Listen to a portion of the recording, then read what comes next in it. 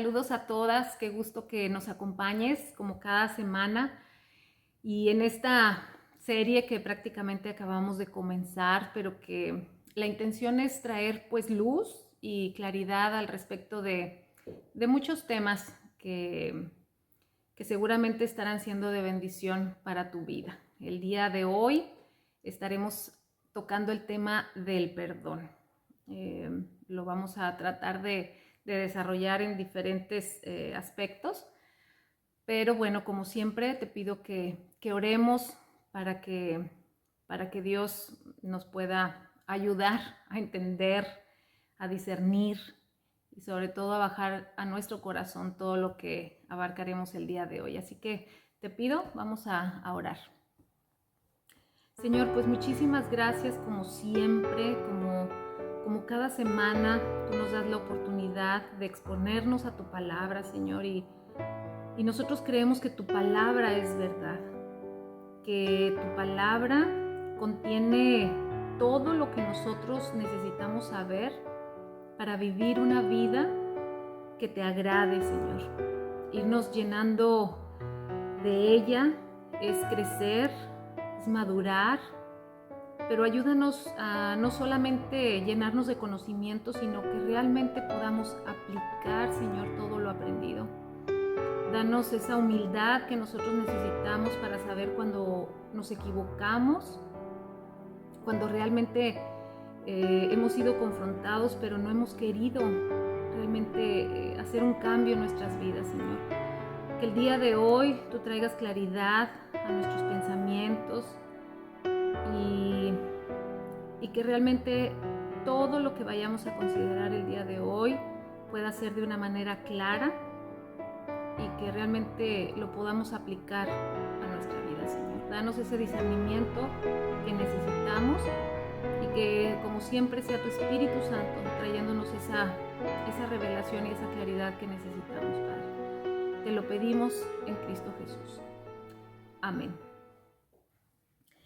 Y bueno, como sabes, al principio de esta serie dimos una pequeña introducción para hacernos ver que realmente la Biblia es la palabra de Dios, que nosotros, como decía en mi oración, creemos que la Biblia es verdad y que ahí están contenidos los pensamientos de Dios, la manera en que Dios piensa y que no necesitamos absolutamente nada más para realmente poder vivir una vida correcta, una vida agradable a Dios. Y aunque hablamos en la introducción, hablamos de por qué debíamos creer que la Biblia era realmente la palabra de Dios. Afirmábamos también que la misma palabra, en muchas partes de ella, afirma ser la verdad, que afirma ser, pues eso, la palabra de Dios. Y quiero, para afirmar esta verdad y que todo lo que vayamos a considerar el día de hoy a la luz de la Escritura, podamos tener la certeza de que es la verdad, la verdad de Dios, la verdad que Dios ha dejado ahí para nosotros. Y quiero que me acompañes ahí a Proverbios, el capítulo 30, los versos 5 y 6, que dice de esta manera: toda palabra de Dios demuestra ser verdadera. Él es un escudo para todos los que buscan su protección. No agregues nada a sus palabras o podría reprenderte y ponerte al descubierto como un mentiroso. Leímos que toda la palabra de Dios demuestra ser verdadera y que para aquellos que buscamos en ella una protección, va a ser un escudo para nosotros. Dice también que no debemos de agregar nada a la Escritura, que ahí está completa. Por eso el día de hoy consideraremos, como cada martes lo vamos a venir haciendo, el tema del perdón a la luz de la Escritura. ¿Qué es lo que dice la Biblia acerca del perdón? ¿Qué es lo que dice Dios acerca del perdón? Y lo vamos a dividir en 4 puntos.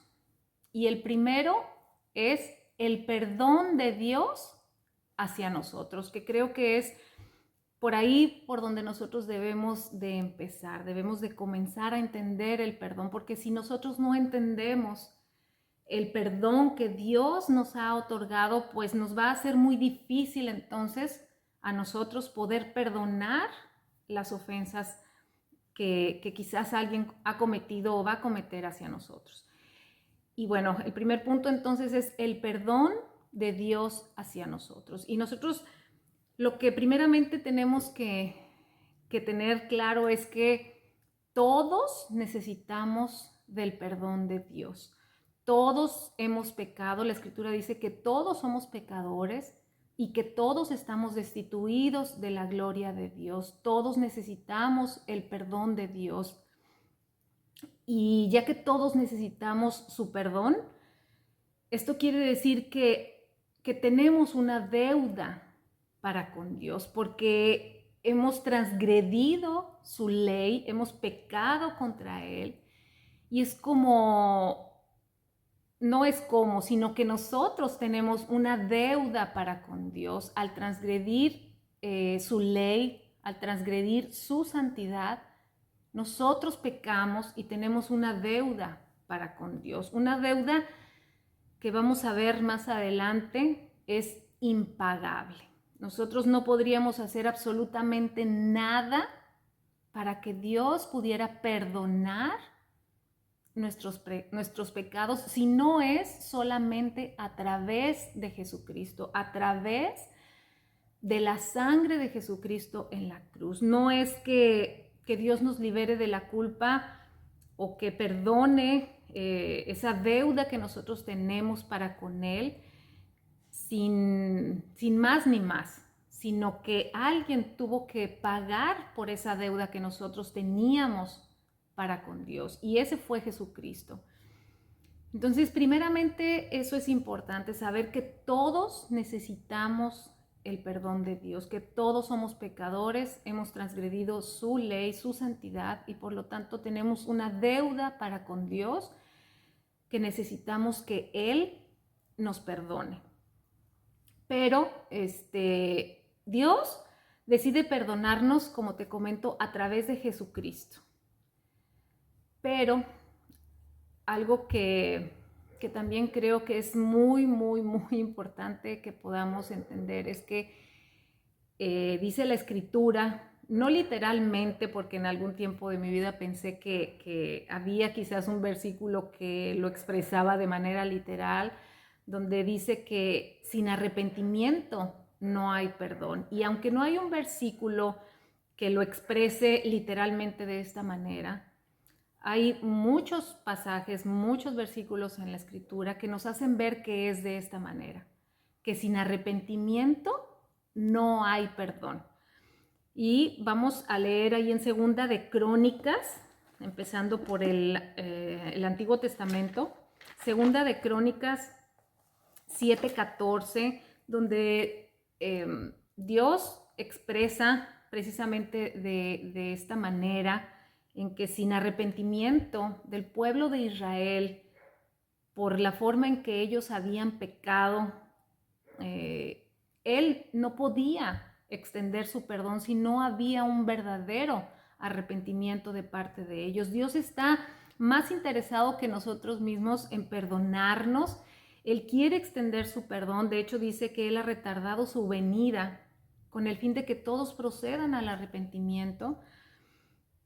Pero tiene que haber un verdadero arrepentimiento en nuestro corazón para que Dios pueda, o más bien no para que Dios nos pueda perdonar, sino para que nosotros podamos recibir ese perdón de parte de Dios. Acompáñame ahí a Segunda de Crónicas 7:14, donde dice: pero si mi pueblo, que lleva mi nombre, se humilla y ora, busca mi rostro y se aparta de su conducta perversa, yo oiré desde el cielo, perdonaré sus pecados y restauraré su tierra.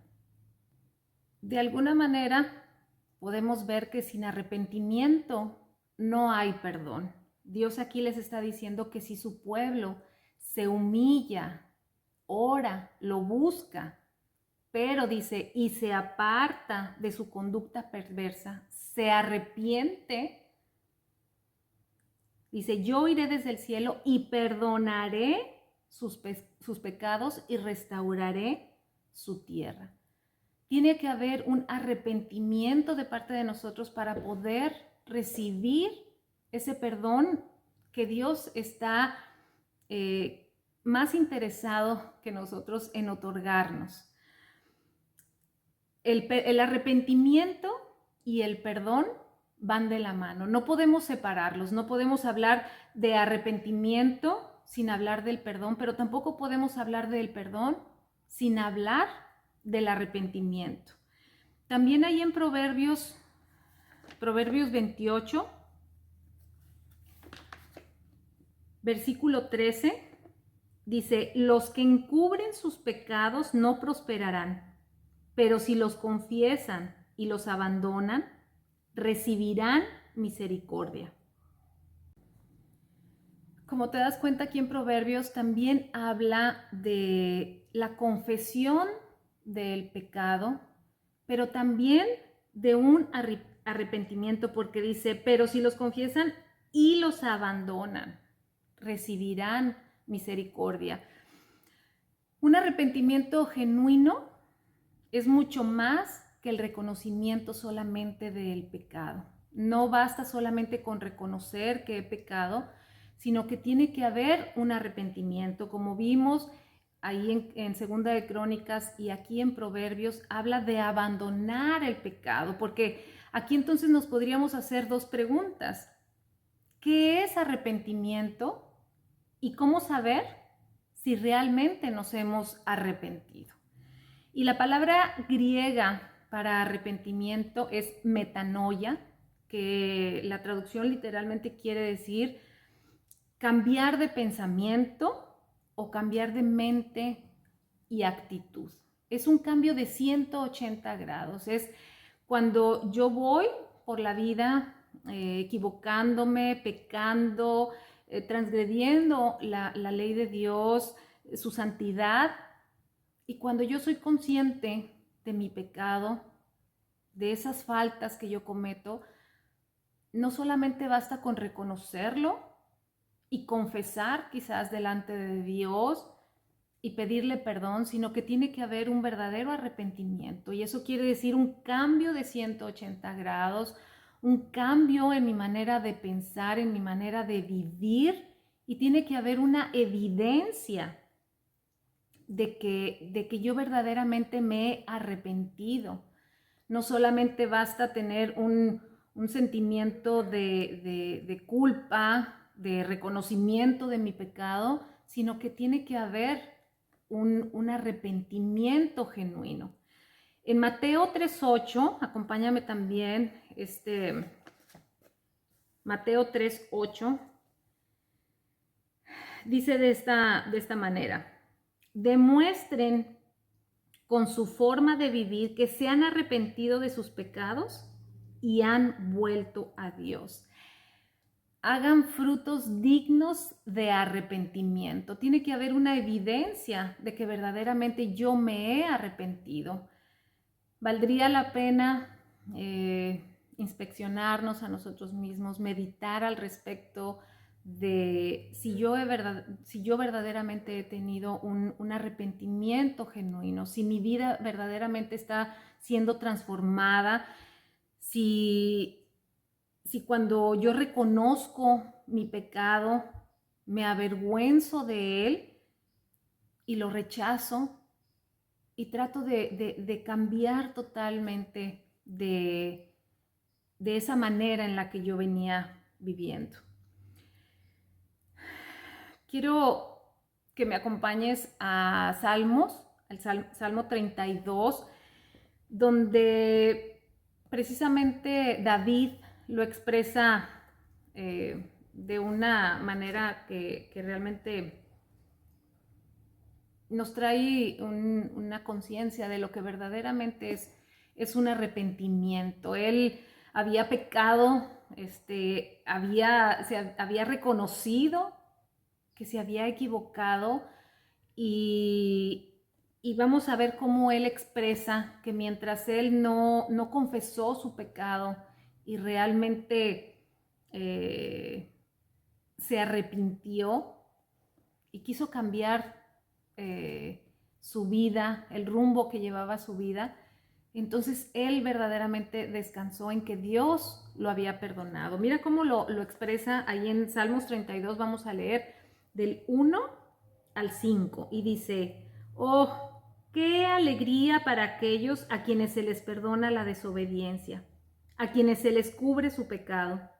Sí, qué alegría para aquellos a quienes el Señor les borró la culpa de su cuenta. Los que llevan una vida de total transparencia. Mientras me negué a confesar mi pecado, mi cuerpo se consumió y gemía todo el día. Día y noche tu mano de disciplina pesaba sobre mí. Mi fuerza se evaporó como agua al calor del verano. Finalmente, te confesé todos mis pecados y ya no intenté ocultar mi culpa. Me dije, le confesaré mis rebeliones al Señor y tú me perdonaste. Toda mi culpa desapareció.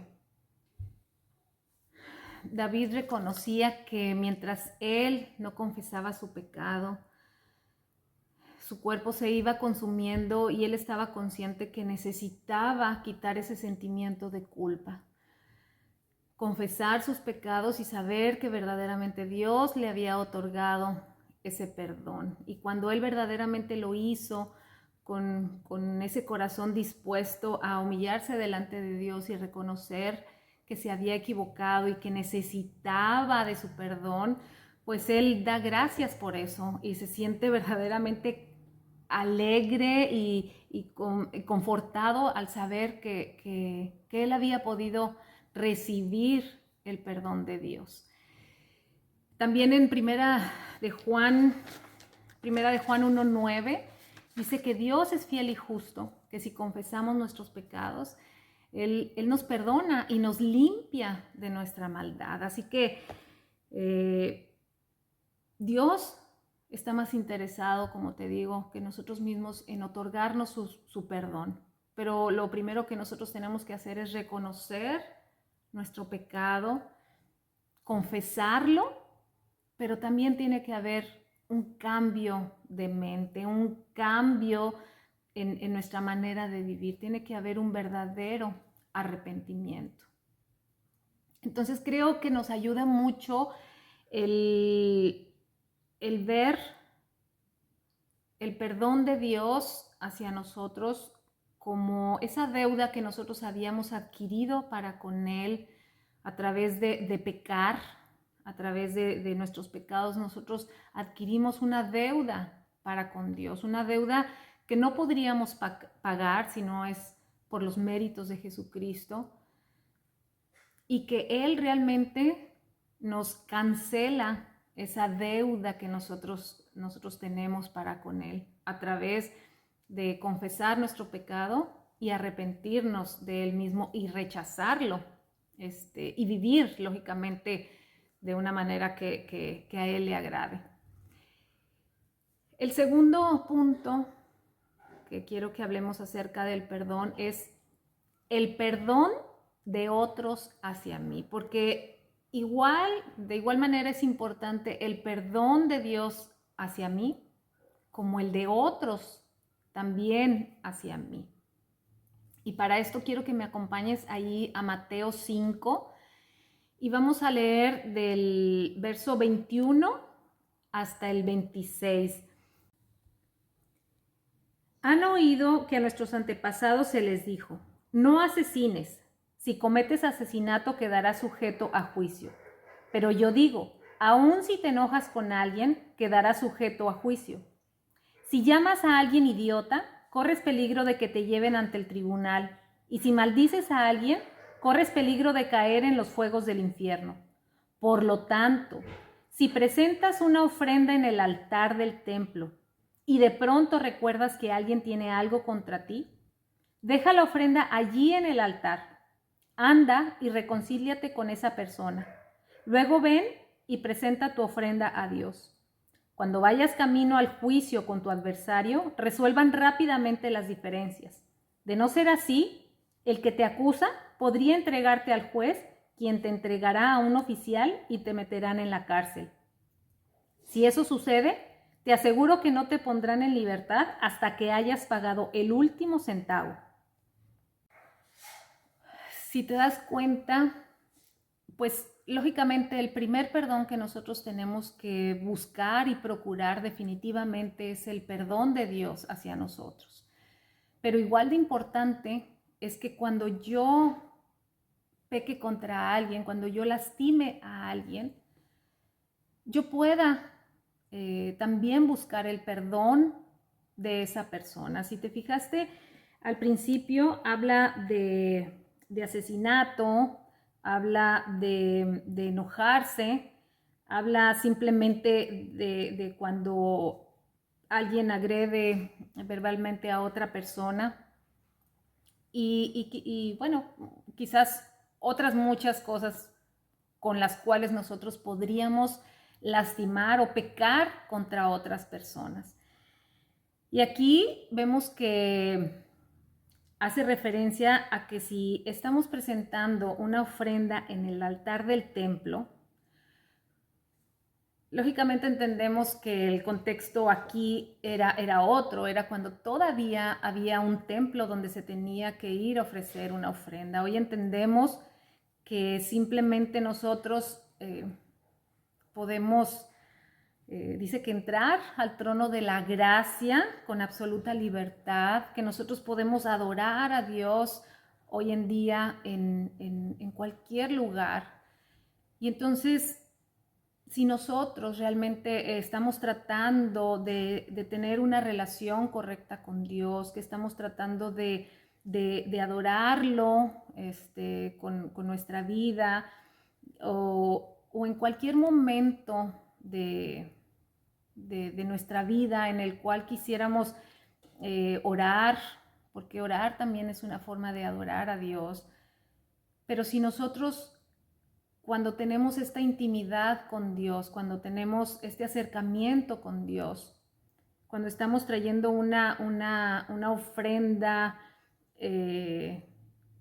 no física, sino espiritual a Dios, inclusive cuando estemos quizás en un servicio y que estemos cantando y adorando a Dios y nos acordamos, dice, y recuerdas que alguien tiene algo contra ti, que si quizás tú has ofendido o has lastimado a alguien, has pecado contra alguien, la indicación es que lógicamente tendríamos primero que ir y arreglar esa situación con esa persona antes de pensar en poder adorar a Dios de la manera correcta. Por eso te comento que es igual de importante buscar el perdón de Dios que buscar el perdón de mis hermanos.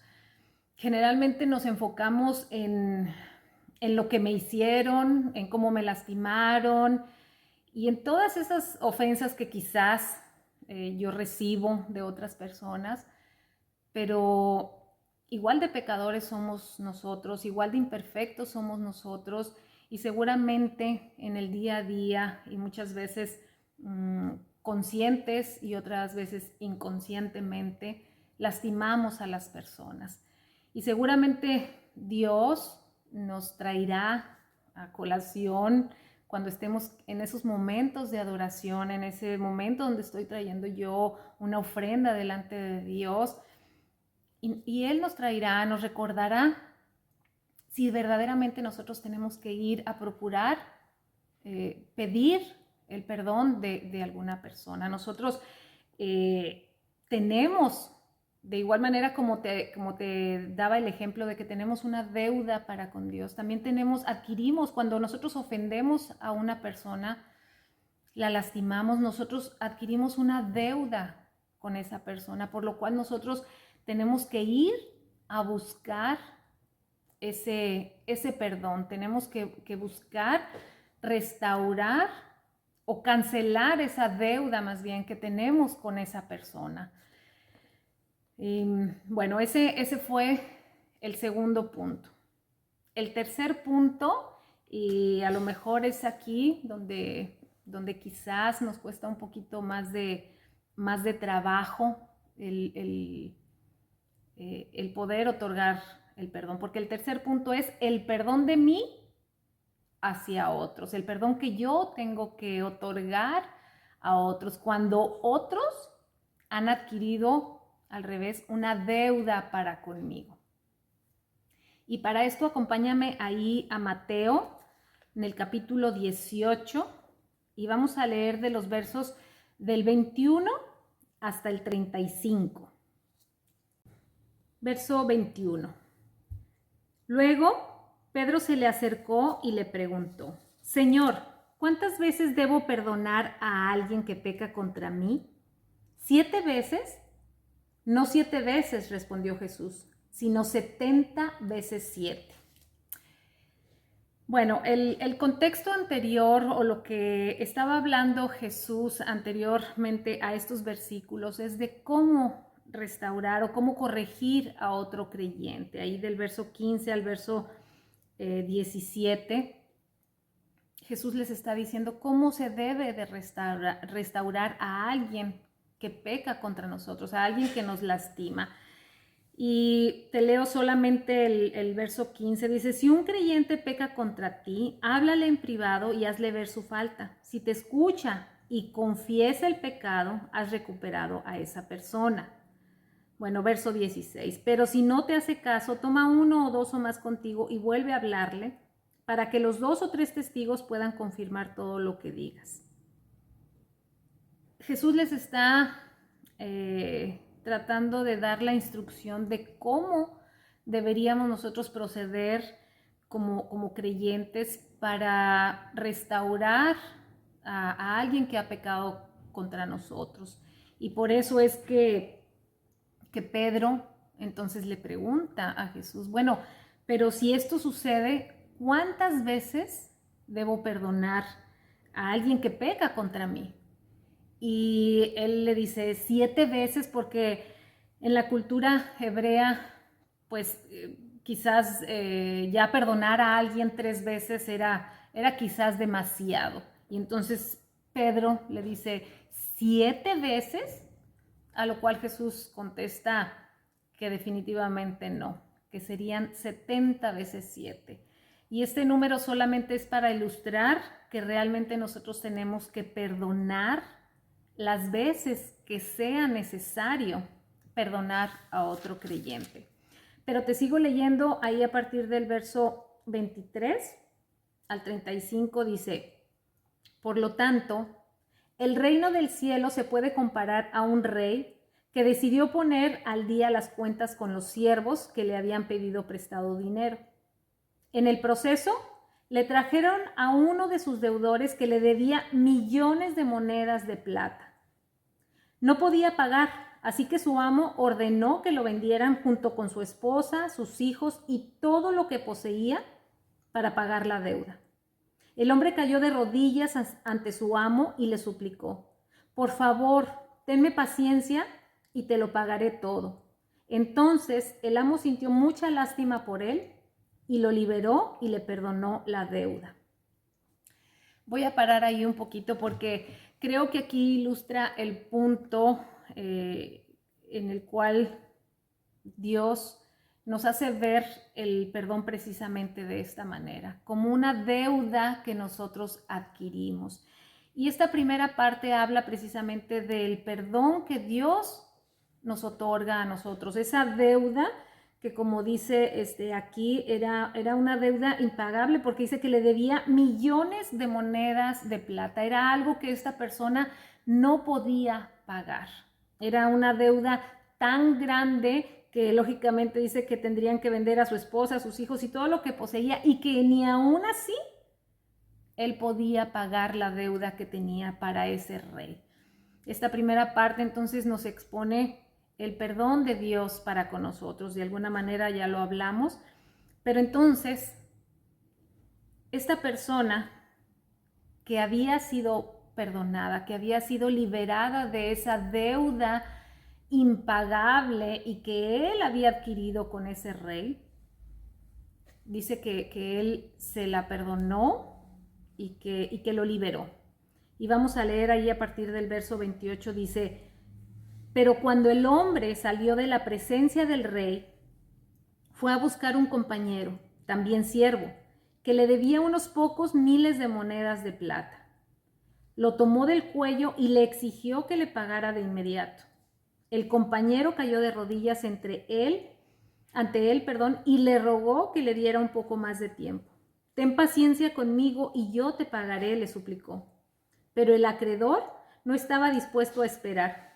Hizo arrestar al hombre y lo puso en prisión hasta que pagara toda la deuda. Cuando algunos de los otros siervos vieron eso, se disgustaron mucho. Fueron ante el rey y le contaron todo lo que había sucedido. Entonces el rey llamó al hombre al que había perdonado y le dijo: siervo malvado, te perdoné esa tremenda deuda porque me lo rogaste. ¿No deberías haber tenido compasión de tu compañero, así como yo tuve compasión de ti? Entonces el rey, enojado, envió al hombre a prisión para que lo torturaran hasta que pagara toda la deuda. Eso es lo que les hará mi Padre Celestial a ustedes si se niegan a perdonar de corazón a sus hermanos. Creo que ver el perdón de esta manera, como nos lo expone Jesús en esta enseñanza, en esta parábola, el perdón como una deuda, a mí en lo personal me ayuda mucho a poder tener una perspectiva clara, porque realmente es verlo de esta manera, es librar a una persona que tiene una deuda para conmigo. Yo entender que Dios me ha librado de esa deuda impagable que yo tenía para con Él, me hace poder ver que yo puedo librar a otra persona de esa deuda para conmigo y que realmente es un mandato de parte de Dios, como vimos, es algo que se nos pide hacer de esta manera, poder cancelar esa deuda que alguien tiene para conmigo. Ahora, creo que también es muy importante reconocer que perdonar no significa restar importancia a lo que esa persona quizás me hizo. Y también no necesariamente quiere decir que voy a poder reconciliarme con esa persona. Es librarla de la deuda que tiene para conmigo. Pero cuando nosotros elegimos perdonar, es eso, es que libramos a una persona de su deuda para con nosotros. Renunciamos prácticamente al derecho de vengarnos personalmente de esa persona. Ahora, eso no necesariamente significa que yo permita que esa persona vuelva a ganar mi confianza. Y tampoco podemos librar totalmente a esa persona de las consecuencias de su pecado. Así como Dios cuando nos perdona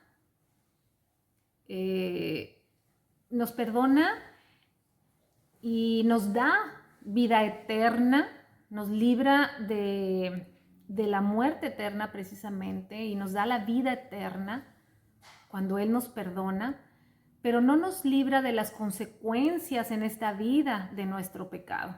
De igual manera, cuando nosotros liberamos a una persona que nos ha ofendido de la deuda que tiene con nosotros, pues no necesariamente la estamos librando de las consecuencias que le pueda acarrear el haber pecado contra nosotros. Nosotros simplemente lo que estamos haciendo es cancelar esa deuda. Como te comento, renunciamos al derecho de nosotros vengarnos de esa deuda o de ese pecado que cometieron para con nosotros. Y no necesariamente quiere decir que yo voy a reconciliarme con esa persona.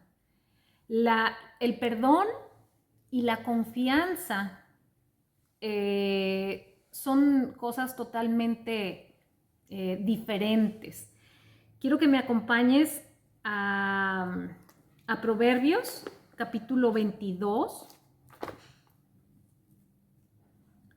Proverbios capítulo 22, verso 3.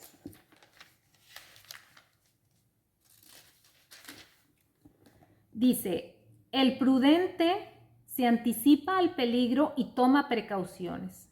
El simplón avanza a ciegas y sufre las consecuencias.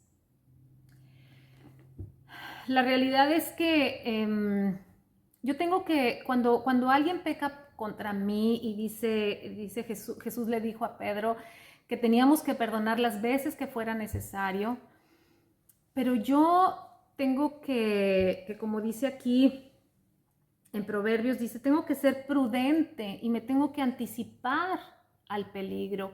Si una persona ha pecado contra mí, yo la libero de la deuda que tiene conmigo, pero no necesariamente yo debo de confiar nuevamente en esa persona. También en Mateo 10, verso 16, dice, miren, los envío como ovejas en medio de lobos, por lo tanto, sean astutos como serpientes e inofensivos como palomas. El otorgar el perdón no implica, claro que la debemos de buscar y de procurar, pero muchas veces creo que podemos pensar que porque no se pudo restaurar una relación o no pude volver a confiar en esa persona, quiere decir que probablemente no he perdonado. Habría que, lógicamente, inspeccionarnos a nosotros mismos, meditar al respecto de si verdaderamente yo he librado a esa persona de la deuda que tenía conmigo, el no traer a colación lo que me hicieron, sino poder cancelar esa deuda y continuar hacia adelante. Eso es lo verdaderamente importante. Y tan importante es la exhortación y la corrección en los creyentes, como también es tan importante el poder otorgar el perdón, el poder perdonar a otros que hayan pecado contra nosotros, porque dice que la escritura dice que también Satanás se aprovecha de la falta de perdón. Ahorita quiero que me acompañes ahí a 2 de Corintios 2, capítulo 2, pero quiero comentarte un poquito el contexto de este pasaje que vamos a leer, porque en la primera carta a los Corintios, ahí en el capítulo 5, viene una exhortación de Pablo hacia esta iglesia a no permitir que sucedieran cosas que definitivamente no iban de acuerdo a lo que Dios había establecido, porque había una persona que había pecado, que estaba en inmoralidad sexual con su madrastra, y Pablo los anima y los exhorta a que no vean este tipo de cosas como normales. Les hace ver que esta persona había pecado, que había que reprenderla, que había que exhortarla para que él pudiera entender y venir al arrepentimiento, que no se acostumbraran a vivir con ese tipo de situaciones en la iglesia. Pero igual de importante era precisamente eso, el exhortar y el corregir a una persona cuando ha pecado, como igual de importante es otorgar el perdón cuando una persona verdaderamente se ha arrepentido. Y ahí en 2 de Corintios capítulo 2 vamos a leer los versos del 5 al 11. De hecho el título dice perdón para el pecador. Y creemos que lógicamente está hablando de esa situación que él había escrito ahí en su primera carta a los Corintios, en el capítulo 5 que te estoy comentando. Y observa lo que Pablo les dice ahora en esta segunda carta, ahí a partir del verso 5 de segunda de Corintios 2, verso 5 en adelante. Dice, no exagero cuando digo que el hombre que causó todos los problemas los lastimó más a todos ustedes que a mí. La mayoría de ustedes se le opusieron y eso ya fue suficiente castigo. No obstante, ahora es tiempo de perdonarlo y consolarlo. De otro modo, podría ser vencido por el desaliento. Así que ahora les ruego que reafirmen su amor por él. Les escribí como lo hice para probarlos y ver si cumplían mis instrucciones al pie de la letra. Si ustedes perdonan a este hombre, yo también lo perdono. Cuando yo perdono lo que necesita ser perdonado, lo hago con la autoridad de Cristo en beneficio de ustedes, para que Satanás no se aproveche de nosotros, pues ya conocemos sus maquinaciones malignas. Vemos cómo Pablo les dice que en aquel entonces estuvo bien exhortar y confrontar a este hombre con su pecado, pero que ahora era tiempo de perdonar y consolarlo, porque este hombre verdaderamente había aceptado su pecado y por lo que entendemos, él se había arrepentido. Dice que cuando ellos se le opusieron, eso ya fue suficiente castigo para él. Es tan importante que nosotros podamos otorgar el perdón. Y definitivamente aquí estamos hablando de hermanos en la fe, pero también es un testimonio el que nosotros podamos perdonar a personas que no son creyentes y que lógicamente ellos puedan percibir que nosotros tenemos esa instrucción de parte de Dios, cancelar esa deuda que esas personas han adquirido para con nosotros. Y el último verso, el verso 11, dice que para que Satanás no se aproveche de nosotros. La falta de perdón da pie a que Satanás lógicamente esté involucrado en esto y se aproveche de esa falta de perdón para traer pues amargura, rencor, odio a nuestros corazones. Y bueno, de ahí la lista la podríamos continuar. Por eso es verdaderamente importante el que nosotros podamos perdonar a otros. El perdón de hecho es una decisión, no es algo que verdaderamente salga de nosotros, porque nuestra naturaleza pecaminosa no está el otorgar el perdón. En nosotros está quizás la venganza, y todo esto que lógicamente, como te comento, Satanás se aprovecharía de todo esto, pero nosotros tenemos que orar, tenemos que buscar que Dios nos pueda ayudar a tomar la decisión de perdonar. Y bueno, ahí ya hemos comentado los 3 primeros puntos. Y el último punto que quiero hablar acerca del perdón es el perdón hacia mí mismo.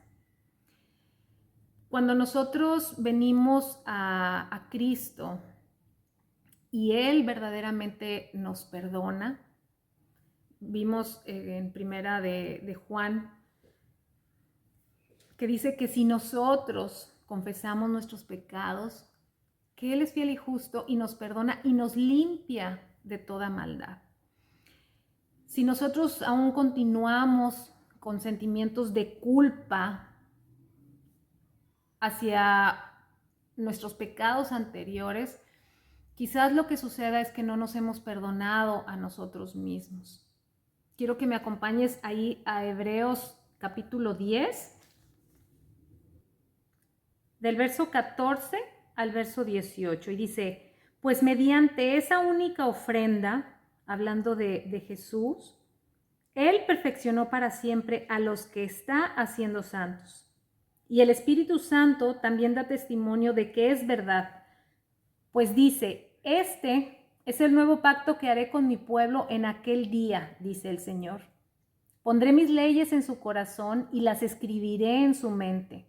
Después dice, nunca más me acordaré de sus pecados y sus transgresiones.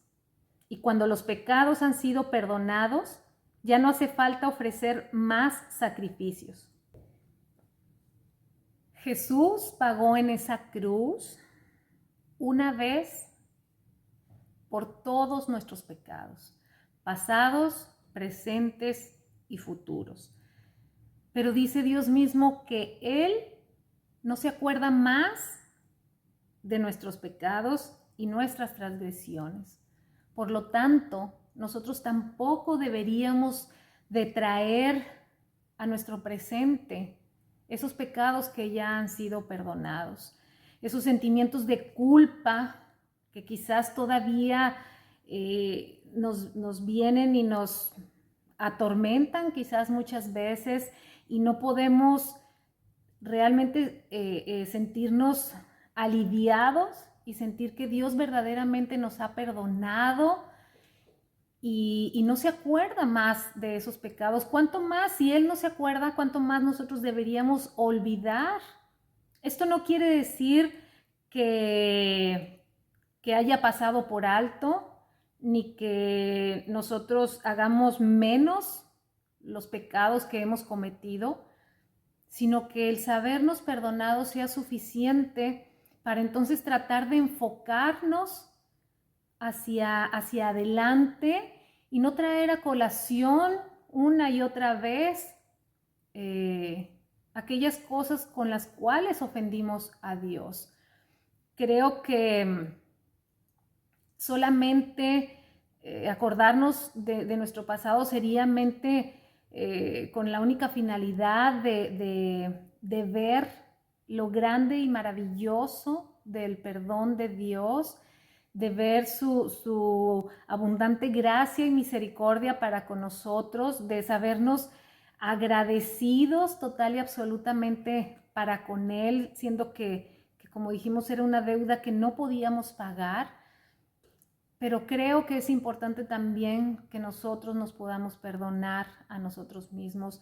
No importa lo que hayamos hecho en el pasado, no importa de la manera que nos hayamos equivocado.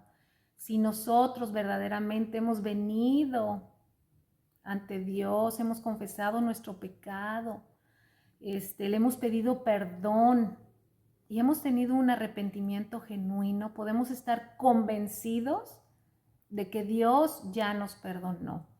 Bueno, y entonces la idea es, ¿cómo yo puedo olvidar el pasado? ¿Cómo puedo yo sentirme libre de culpa? Pues creo que Pablo lo expresa muy bien ahí en Filipenses 3. De hecho, pues Pablo estaba consciente, lógicamente, del perdón de Dios. Recordemos que él persiguió a la iglesia, él asesinó personas y él sabía que Dios verdaderamente lo había perdonado, tanto que lo había llamado a predicar el evangelio. Y observa cómo lo expresa Pablo aquí en Filipenses, versículo 12 en adelante, donde dice, el título es Avanzar hacia la meta. Y creo que esa es la mentalidad que nosotros tenemos que tener para perdonarnos a nosotros mismos, es avanzar hacia la meta.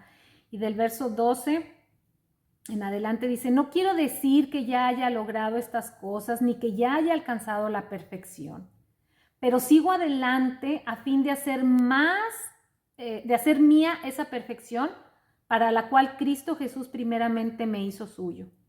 No, amados hermanos, no lo he logrado, pero me concentro únicamente en esto. Olvido el pasado y fijo la mirada en lo que tengo por delante y así Avanzo hasta llegar al final de la carrera para recibir el premio celestial al cual Dios nos llama por medio de Cristo Jesús. Avanzar hacia la meta, no mirando hacia atrás, sino hacia adelante. Creo que esa es la forma en la que nosotros nos podemos perdonar a nosotros mismos, viendo hacia adelante, enfocándonos en esa meta, enfocándonos en parecernos cada vez más a Cristo. Y bueno, esos son los 4 puntos que quería yo traer el día de hoy acerca del perdón. Primeramente, procurar el perdón de Dios hacia nosotros, buscar el perdón de otros también a los que hemos ofendido, otorgar el perdón a aquellas personas que tienen una deuda para con nosotros y perdonándonos a nosotros mismos.